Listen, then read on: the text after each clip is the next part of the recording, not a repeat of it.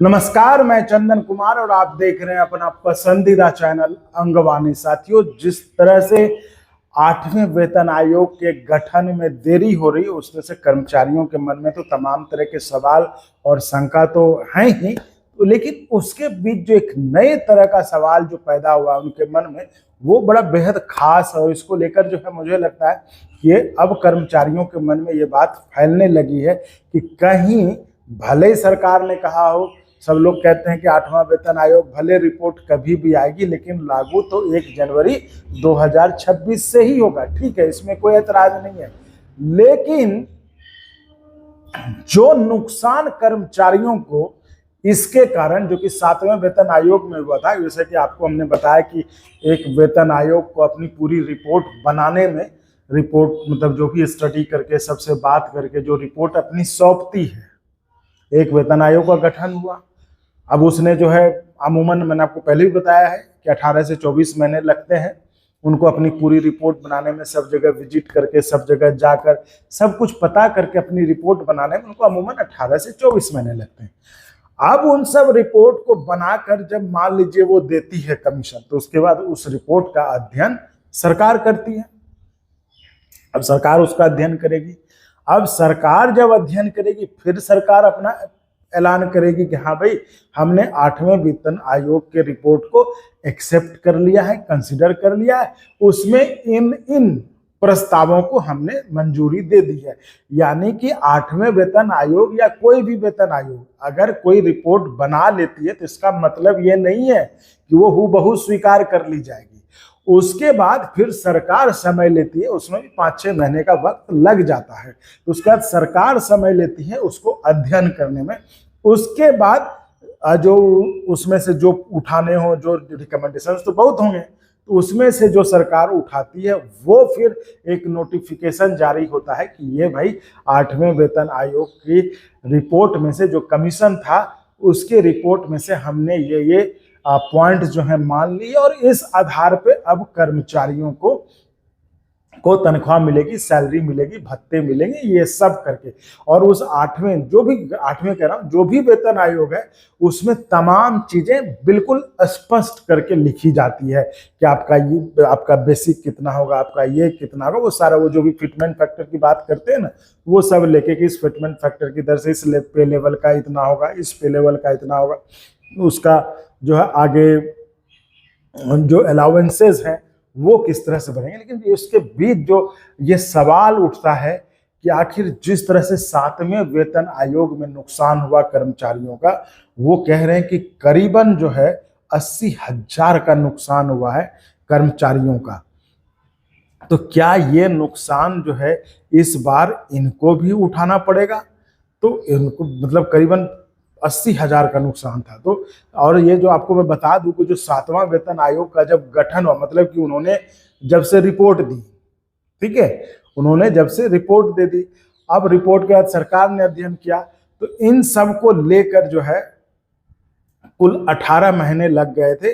अब जैसे कि अगर आप देखें कि 7वें वेतन आयोग का जो है जैसे 2014 में जो है आपको 7वें वेतन आयोग का घोषणा हुआ, 2014 में घोषणा हुआ, उसे 2016 से लागू माना गया।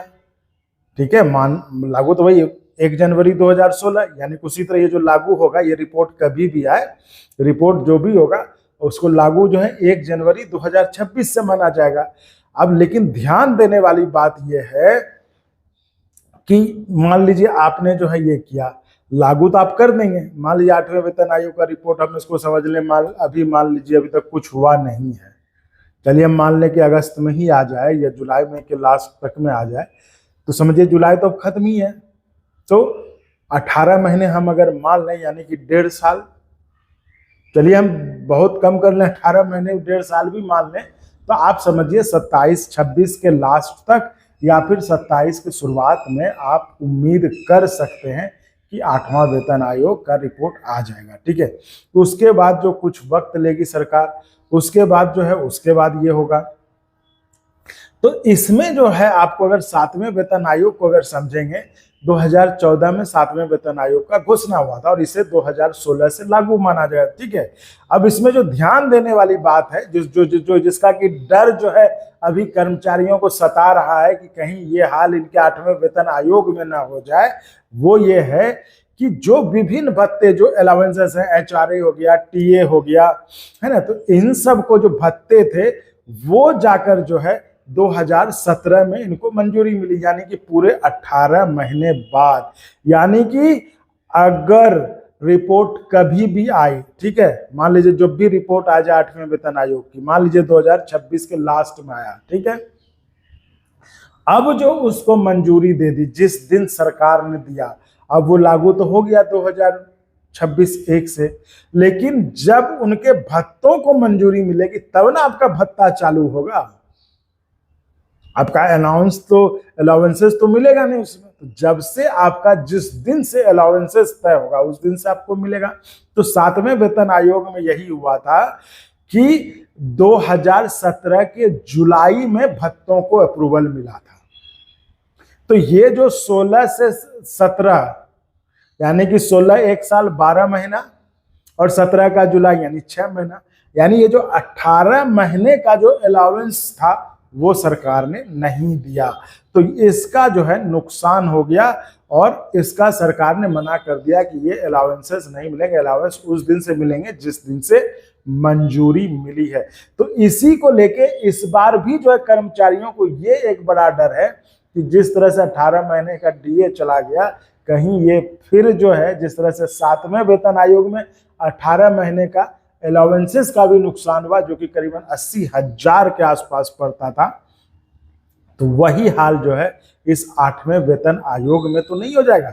अब अगर हम इसको जरा सा बेसिक कैलकुलेशन में अगर हम समझें आपको, अब जैसे देखिए 6ठा वेतन आयोग था, उसमें अगर न्यूनतम बेसिक आपका 7,000 पर महीना था, बेसिक था आपका, उसमें हाउस रेंट अलाउंस 2100 रुपए था महीना, पर मंथ की बात कर रहा हूँ, ठीक है। उसी तरह ट्रांसपोर्ट अलाउंस 600 था। अब एचआरए प्लस टीए कितना हो गया, हाउस रेंट अलाउंस आपको मैंने बताया 2100 और ट्रांसपोर्ट अलाउंस 600, यानी 2100 प्लस 600 यानी 2700 रुपया महीना हो गया आपका। इसको समझिएगा, ये बड़ा समझने वाली बात है। जो कहते हैं ना कि चलो अरे भाई जब भी होगा मिलेगा तो 1/26 से ना, तो लेकिन कहीं अगर भत्ता गायब हो गया तब आपका क्या होगा, तो उसका जवाब यहाँ पे कैसे ये आपको नुकसान और कैसे ये कर्मचारी इसको जोड़ रहा है। तो 7वें वेतन, अब वो हो गया 7वें वेतन आयोग में मिनिमम बेसिक वेतन कितना हो गया, 18,000 हो गया, 7,000 से सीधे 18,000 हो गया था। हाउस रेंट एचआरए जो है वो आपका हो गया 5400 रुपए, टीए जो है वो हो गया 1,350 यानी 1,350 हो गया।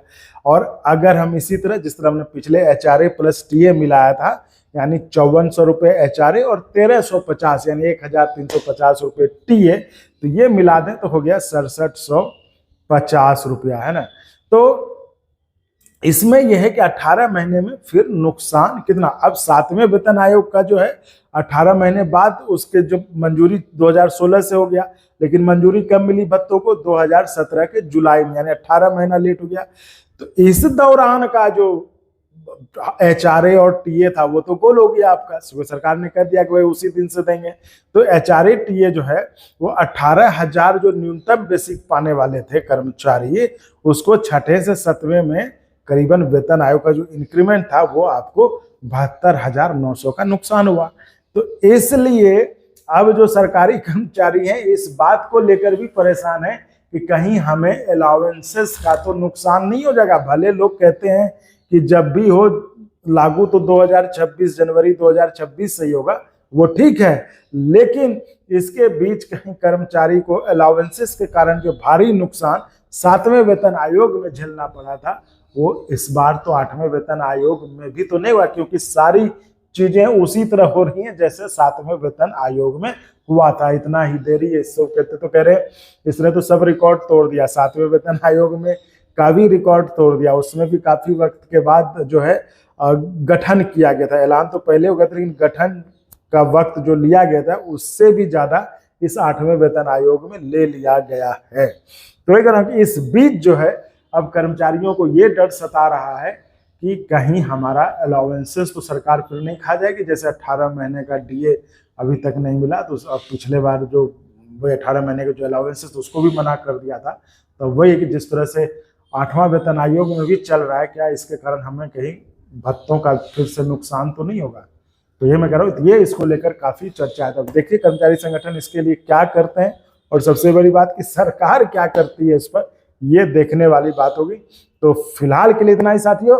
आप ऐसे ही चैनल को लाइक शेयर सब्सक्राइब करते रहें, क्योंकि सब्सक्राइब करना ही जो ना हमारे मनोबल को बढ़ाता है, और आपके लिए अच्छी खबरें, फायदे की खबरें, मुनाफे की खबरें जो है आपके लिए हमें खोजने को प्रेरित करती है। तो इस जोश जुनून को बरकरार रखिए, अपने चैनल को मजबूती प्रदान करिए सब्सक्राइब करके और करवा के, क्योंकि जितना करवाएंगे सब्सक्राइब उतना हमें और मजबूती मिलेगी। ताकि क्योंकि देखिए चैनल को चलाने के लिए तो संसाधन की जरूरत होती है ना। तो या तो आप चैनल को इतना फैला दीजिए, इतना बड़ा कर दीजिए कि चैनल खुद अपने पैरों पे खड़ा हो जाए, तो वो सब्सक्राइब करके आप कर सकते हैं। या फिर आप जो है हमें चैनल सब्सक्राइब के बगल में ज्वाइन का ऑप्शन है, वो आप क्लिक करके हमें आर्थिक तौर पे भी मदद कर सकते हैं। या फिर अकाउंट, ये जो डिस्क्रिप्शन है नीचे, वहाँ पर आपको अकाउंट डिटेल है, उसके जरिए आप हमें मदद कर सकते हैं। तो चलिए साथियों, फिर मुलाकात होती है अगले वीडियो में आपके ही मुद्दे पर। बहुत बहुत धन्यवाद। और अगर आपको अच्छा लगा तो एक बार और आपको मैं कहना चाहूँगा कि आप इसको प्लीज़ सब्सक्राइब और शेयर करते रहें, ताकि हमारा भी मनोबल और सपोर्ट बना रहे।